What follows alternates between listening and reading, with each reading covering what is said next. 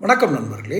TTV Dinakaran, Sasikala Natarajan இந்த இருவரையும் தான் என்டிஏ கூட்டணியில் இணைப்பதற்கு பெரிய முயற்சி நடந்தது.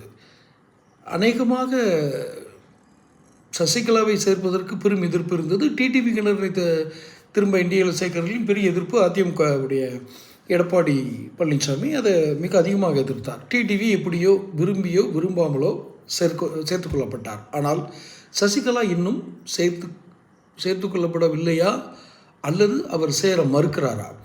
ஆனால் மிக முக்கியமான ஒன்று அவர் சமீபத்திய கொடுத்த அறிக்கை. இதை பெரிதும் கவனிக்க வேண்டியது என்டிஏ அல்ல, திமுக. காரணம் என்னவென்றால், அவர் அம்மையார் ஜெயலலிதாவோடு இருந்து அரசியல் பயின்றவர், செய்தவர். ஒரு தமிழ்நாட்டினுடைய முழு அதிகார வர்க்கத்தையும் தன்னுடைய வசத்தில் வைத்திருந்தவர், தன்னுடைய கட்டுப்பாட்டில் வைத்திருந்தவர். அவருடைய வியூகங்கள் மிக மிக ஆபத்தானவை என்பதை திமுக உணர்ந்திருக்க வேண்டும். இன்னொரு கூடுதல் செய்தி என்னவென்றால், திமுகவிற்கு வியூக வகுப்பாளர்களாக அவர்கள் அமைத்தவர்கள் அனைவரும் பொய் செய்திகளை கொடுத்திருக்கிறார்கள். மிக மிக களவாணித்தனம் தான் சொல்லணும். அப்படி ஒரு நியூஸ் தான் கொடுத்துருக்காங்க. இந்த ரிப்போர்ட்டை வச்சுட்டு தான் அவங்க ஒரு யோசனையில் இருந்திருக்காங்க. யார்? திமுக.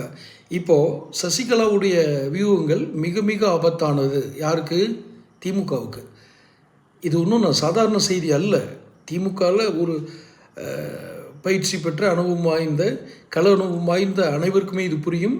சசிகலாவின் வியூகங்கள் மிக மிக ஆபத்தானவை. அவர் என்டிஏவில் சேர்றாரோ சேரலையோ, அவர் கொடுக்குற வியூகங்கள் மிக மிக அதிகமான தாக்கத்தை இந்த தேர்தலில் ஏற்படுத்தும் என்பது நமக்கு கிடைத்த தகவல்கள். தொடர்ந்து பேசுவோம். சேனல் சப்ஸ்கிரைப் பண்ணிக்கோங்க.